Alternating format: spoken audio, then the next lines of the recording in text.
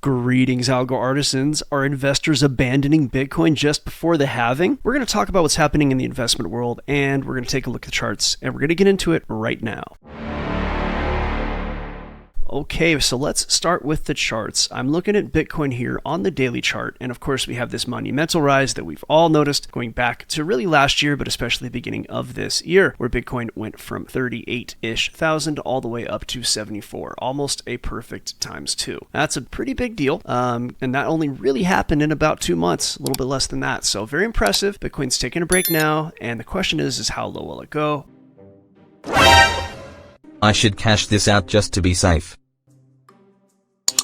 He panic sold, dump it again. I'm going to wait for the perfect price to go back in. Ultra pump it.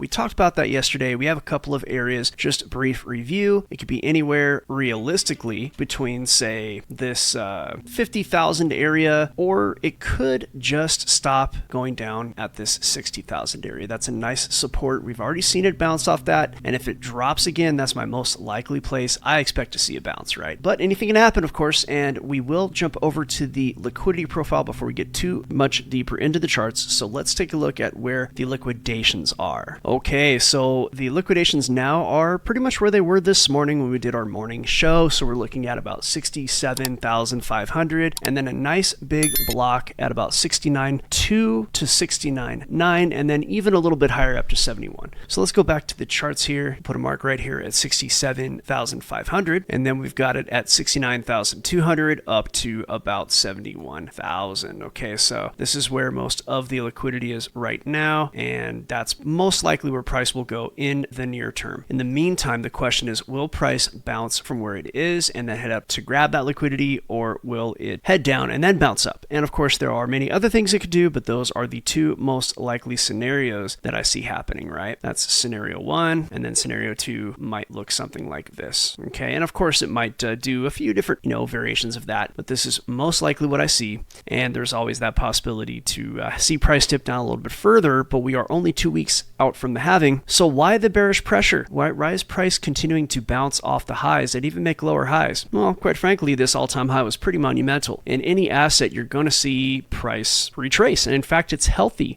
You actually want to see price go back down and grab some of these lower areas. What that means is that it builds a floor so that in the future, price does not necessarily come crashing down below that. If we take a look at some of the older halvings, as I jump out to the weekly chart, we can kind of see how not having a floor is just an indication that price might dump down after the bull cycle is over. Okay, so this is the weekly chart, and you can see that this last bull run going back to 2020, price made its way all the way up from about 3,000 all the way up to this 65,000 level. And price did not go back down to grab liquidity at some key points here. So we're looking at this area. Price never really came back down to grab liquidity here. Price never came back down to grab liquidity here either. So you got a couple of pullbacks on the way up after that, but these two areas down there never saw a retracement. And look where price went to. It went all the way back down to grab those areas before it went back up to make the new bull market start and eventually make the new highs. So we do want to see a pullback, and so far in this bull run, we haven't really seen a pullback to 30,000. And I do think that unless there's something very fundamentally different about the market this time, this next bear market, price likely will come down to at least touch the top of this and quite very possibly go down to grab 30. So I do believe that in the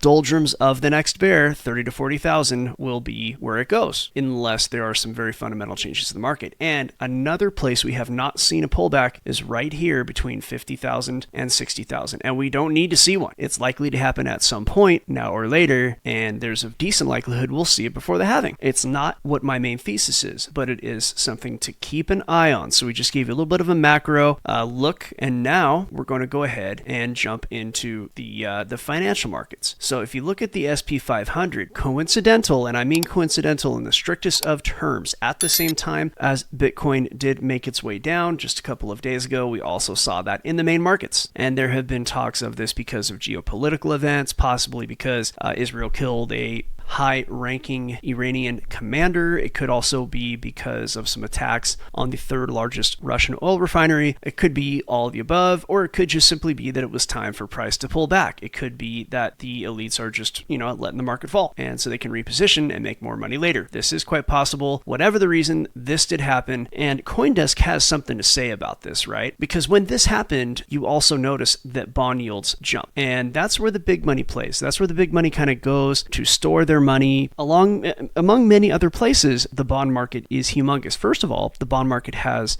the space. There's a lot of liquidity in the bond market for investors to go when they want to grab something large that's relatively safe that gives them a yield. So what does CoinDesk say? Well, it talks about Bitcoin back down as rising treasury yields catch investor interest. I personally think that Bitcoin was going to go down anyway, and I do think that all of this happened in concert. I don't think that all of a sudden investors were like, hey, treasury yields are going up, let's sell our Bitcoin. I don't think it's that simple. I think all these things happen as a large organic system. So usually if there's a big move down, I don't pay that much attention to the news. Some of these things matter. They might be part of the equation, but in reality, Bitcoin's just overheated, and Bitcoin tends to fall right before the halving. So we're probably just seeing what Bitcoin always does. What's more interesting to me than the treasury yield story is going to be the prediction markets and CME's FedWatch tool have virtually ruled out a rate cut until later this year. Okay, that's what's more interesting to me. So, of course, they're talking about the yield on the 10-year Treasury note clocked a 2-week high of 4.4% overnight due to persistent inflation and unexpectedly strong manufacturing activity. An uptick in the so-called risk-free rate typically spurs an outflow of money from risk assets and zero-yielding investments like gold. They're kind of saying that because this ticked upwards, people sold Bitcoin. Here's the reality of it. The treasury note and the yield, that can move for many, many reasons, right? And a lot of times these two things happen possibly because of something else, or perhaps the entire market was just making a shift. It's not necessarily that, the yield went up to 4%, 4.4, let's sell our Bitcoin. Like I said before, I don't know that it's that simple of a story, but I will say the news likes to sell news, so you'll hear stories like this. I do find this a little bit more interesting though. It does say on Polymarket, bettors have ruled out a rate cut by May and are split 50-50 on whether one will happen in June. Most of the certain money is on it happening in the fall, and I think that makes a lot of sense. What's tricky about rate cuts is that one might be good for the market, but once you start to see more of them, and even sometimes with one, the markets will actually fall. And to see markets fall before an election is unlikely. It's uncommon, or it does happen. It's not like it's unheard of, but when you control the world's money supply, and the person who's in power has a lot of influence over the banks that do control that, there's a decent chance that the markets will be held up through the election to make the incumbent look good. And I'm not ragging on a particular Democrat, Republican. I'm not going there. This isn't a political conversation. This is just a reality of how the system works. So it'll be interesting to see, but I did not really personally think we'd see rate cuts until later. Again, now they're talking about persistent inflation and a lot of conversation about that. But this is an interesting thing. If the rate cuts happen and there's only one, it might be that markets either drop and then head up right after that, or just head up, one of the two. That's the most likely two kind of looks I have. But if they really start to cut the rates consecutively, month after month, then we might actually see the markets take a hit. And there's a decent chance that that's probably going to happen. Whatever market problems there are, whether they're short-lived or not, are probably going to happen after the election. Just my opinion. I hope this is helpful. Please come over to algofactory.tech. We help people build their own trading method so that they can extract money from the market depending on their own style. They might be taking money out on a daily, weekly, or monthly basis. So come on over. Remember to trade your job, upgrade your life. We'll see you on the next one.